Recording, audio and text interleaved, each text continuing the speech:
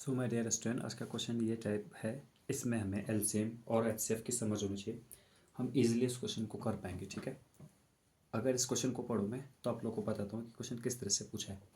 In a workshop the number of teachers of English, Hindi and science are 36, 60 एंड 84 respectively. It means एक workshop हो रही है, तो उसमें इंग्लिश के टीचर है 36, हिंदी के टीचर है 60, साइंस के टीचर है 84 रेस्पेक्टिव, मतलब सीक्वेंस वाइज। रेस्पेक्टिवली का मतलब होता है सीक्वेंस से पहले इंग्लिश की बात की गई है, इट मीन्स पहले इंग्लिश कहेंगे, फिर हिंदी की बात की गई है, फिर हिंदी कहेंगे, फिर साइंस की बात की गई है, साइंस कहेंगे। अब हमसे क्या बोला है, find the minimum number of rooms required if each room of the same number of teacher. अगर केवल यहाँ तक होता, टीचर्स तक क्वेश्चन होता, तब तो सिंपल हो जाता। तब तो आप लोग क्या पता करते, हाईएस्ट कॉमन फैक्टर पता करते, बहुत ही सिंपल था यहाँ पर तक तो क्वेश्चन। बट यहाँ पर थोड़ा सा इसमें ऐड ऑन कर दिया है क्वेश्चन को। इसमें क्या बोला है, if in each room the same number of teacher are to be seated. Same number के टीचर रहेंगे, मतलब जैसे एक रूम पे 10 हैं तो हर एक रूम में 10-10 ही रहनी चाहिए, तो इस टाइप का। All of them being of the same subject, ये लाइन ऐड कर दी, all of them being of the same subject. यानी कि हिंदी पढ़ाने वाले, वो उसमें मतलब जैसे एक रूम अगर हिंदी पढ़ाने वालों के लिए हमने अलॉट कर रखा है, उनको दे रखा है, तो उसमें हिंदी हिंदी पढ़ाने वाले होने चाहिए और कोई नहीं होना चाहिए। तो इस तरह से हम इस क्वेश्चन को सॉल्व करेंगे। अब देखिए सॉल्व कैसे करते हैं।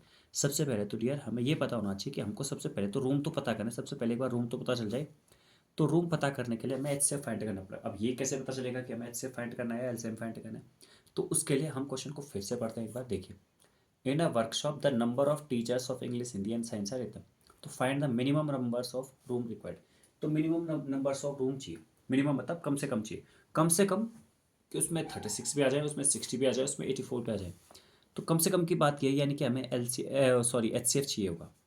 एच सी एफ चाहिए होगा, ये सिर्फ पढ़ के पता चलेगा हमें, क्योंकि हमें पूछो ऐसा नंबर चाहिए ना, उस नंबर से 36 भी डिवाइड हो जाए, उस नंबर से 60 भी डिवाइड हो जाए, उस नंबर से 84 भी डिवाइड हो जाए।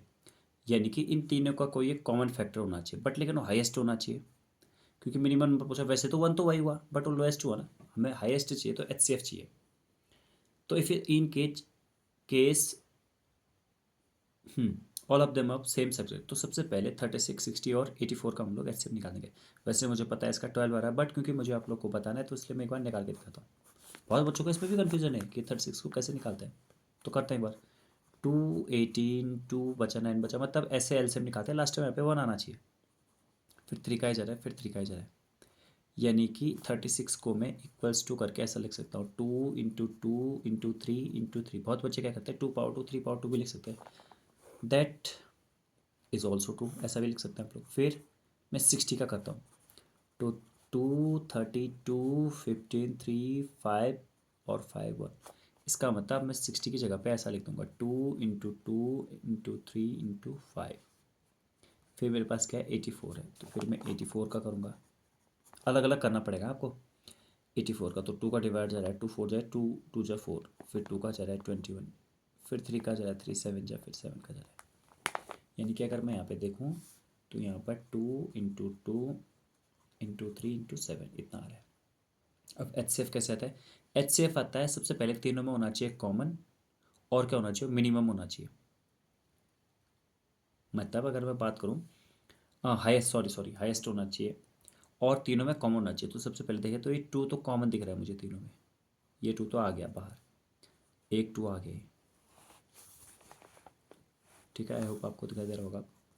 ये 2, एक और 2 आ गया, कॉमन होना चाहिए, कॉमन नहीं है तो नहीं होगा। ये 3 भी आ गया। अब कुछ कॉमन दिख रहा है नहीं, यहाँ पर 3 है, यहाँ पर 5 है, यहाँ पर 7 है, कोई भी चीज़ नहीं है कॉमन। कॉमन मतलब तीनों में होनी चाहिए वो, ऐसा नहीं कि दोनों में ही हो, वो भी नहीं चलता है, तीनों में होनी चाहिए। बिकॉज यहाँ पे 3 डिजिट है, इसलिए हम तीनों में 3 नंबर है, तीनों में हमने देखना पड़ेगा कॉमन का। तो यहाँ पर आ गया ये 12 आ गया। अब इसका मतलब 12 रूम तो होने चाहिए, उसमें 36 भी फिट हो जाएंगे, 60 भी, 84 भी। बट बोला ये है कि all of them being of same number, same subject. मतलब जैसे हिंदी वाले टीचर है तो हिंदी वाले टीचर ही एक साथ होने चाहिए। मैं ये नहीं कह रहा हूँ कि एक ही रूम में होने चाहिए वो, बट वो एक साथ होने चाहिए।